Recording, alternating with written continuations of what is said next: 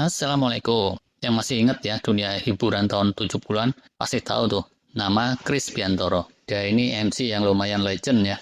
Karena dia bisa jadi MC yang sekaligus komedian yang seru gitu, yang luas. Saya ingat dulu ya, setelah digusur oleh TVRI, orangnya digantikan oleh Koes Hendratmo. Perasaan saya terasa jomplang tuh. Walaupun Koes Hendratmo itu sendiri MC yang handal. Cuman ngelawaknya nggak seluas Chris Biantoro sih. Karena memang dia kan bukan pelawak. Nah, konon ya, Chris Biantoro ini berhenti MC di TV karena ya ada sakit ginjal gitu ya, lumayan berat, plus dicekal sih sama TVRI dan Orde Baru. Sebabnya apa? Walau alam, konon antara lain karena dia terlalu kritis kayak gitulah ya. Ngomong irama aja, nggak ngomong apa-apa juga kena cekal, mepet sama partai P3 kali ya. Itu cerita lama lah ya. Setelah kena cekal ya udah, Chris Biantoro, Irama dan lain-lain bisanya cuma tampil off-air aja. Dan bisa dibilang ya, kalau untuk Chris Biantoro, pasca cekal itu dia nggak pernah benar-benar comeback lagi. Comeback sih pernah, tapi ya sekilas lah gitu ya. Nah, cuman yang lebih menarik itu gambaran kehidupannya. Mohon izin nih, menukil kisah beliau ya pada para ahli keluarganya. Semoga cukup akurat dan respectful. Izin juga nih beberapa foto kami ambil dari internet, kortesi dari para pemiliknya masing-masing. Alkisah ya. Chris Biantoro alias Christophorus Subiantoro itu lahirnya di Magelang, Maret 1938. SMA-nya dulu lulusan Kolase de Brito Jogja gitu, tapi terus dia merantau ke Jakarta jadi artis serabutan, dan di zaman susah itu artis sering nggak dibayar tuh. Bahkan dia bilang kadang habis nyanyi cuma dikasih makan yang lauknya telur aja dia udah happy itu. Zaman susah namanya kan ya. Waktu terus berjalan, dalam suatu cerita ya, Om Chris tuh bilang, dia sempat disuruh nyanyi sambil ditodong pistol tuh, sama preman top zaman Orde Lama yang sedang mabok. Cuman ujungnya selamat lah. Malah terus dikasih hadiah duit yang lumayan dia pakai beli kendaraan. Yaitu sepeda, saudara-saudara. Kalau kalian Sigra aja sih sekarang udah dihina-hina ya. Ini sepeda. Bersahaja banget lah ya, namanya artis jadul. Terus, zaman Trikora, saat Indonesia gembar-gembor mau merebut balik Irian Barat, Chris Biantoro ini mengajukan diri jadi relawan. Latihan militer, apa segala macam, ujungnya suntuk tuh. Soalnya ngarep-ngarep dikirim ke Papua, ujungnya cuma digocek aja gitu ya, dengan janji-janji yang gak jelas. Pas ujungnya beneran diberangkatkan ke Papua, dia bilang dia sampai cingkrak-cingkrak bener tuh, rame-rame sama teman-temannya. Yur, terus kecemplung empang. Nggak pakai kecemplung deh ya. Sorry.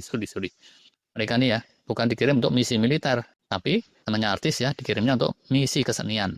Yaitu untuk menghibur tentara-tentara TNI. Chris Biantoro ini kan penyanyi ya. Ya udah, dia nyanyi bersama sejumlah artis relawan lain.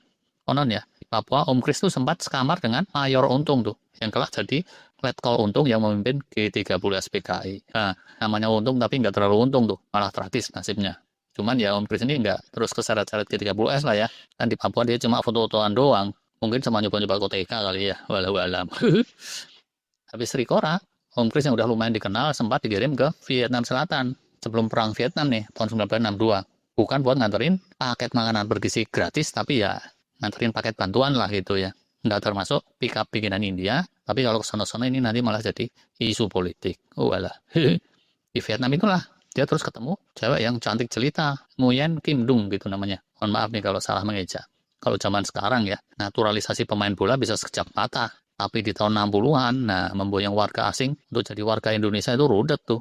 Cuman namanya Om Chris ya, pejuang sejati ya dia jabanin aja. Sampai akhirnya sukses.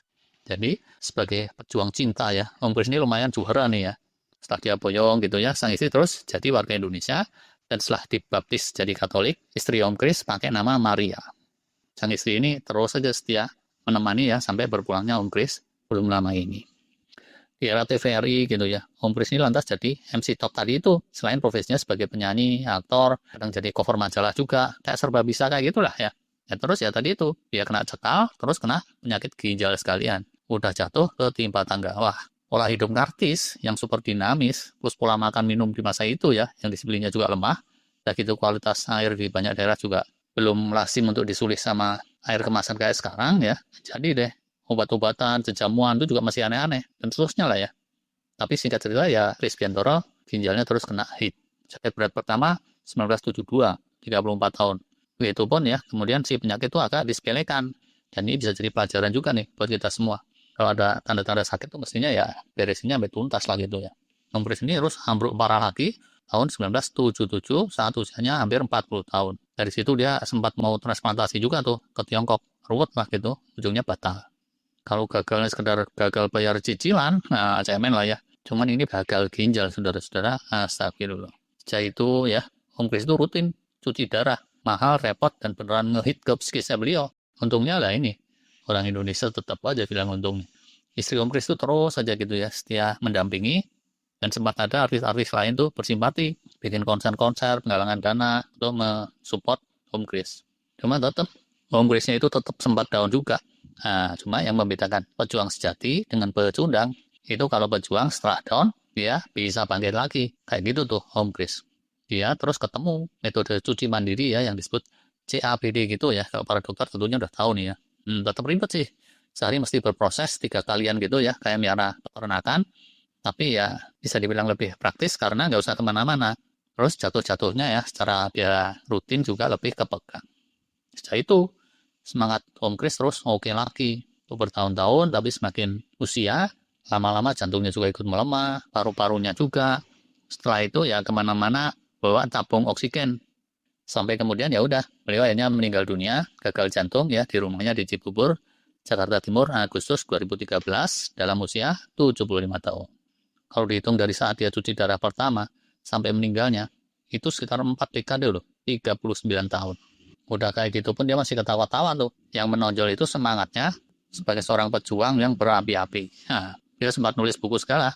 Yang pertama terbit 2004, berjudul Manisnya Ditolak.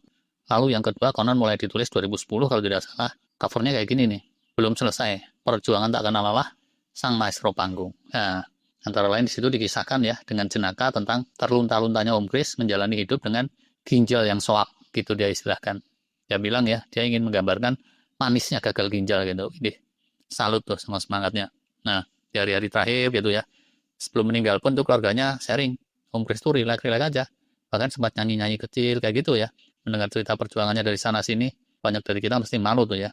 Kadang nih ya, ada tuh baru kena hit sekali aja udah patah, udah bengkok. Baru kena stres dikit, udah mutong, udah kabur, resign. Belum ada prestasi apa-apa, udah piki-piki. Ini nggak mau, itu nggak mau, pengennya yang serba sempurna, serba enak. Nah, pelajaran kesehatannya nih ya di sini. Masya Allah. Sebisa-bisa ya kita mesti ikhtiar tuh ya. Jangan sampai kecantol yang seberat itu. Dan kesehatan yang udah kita dapat itu mestinya ya senantiasa kita jaga, kita syukuri. Oke lah, rest in peace, Om Kris. Lebih kurangnya mohon maaf. Terima kasih. Wassalam.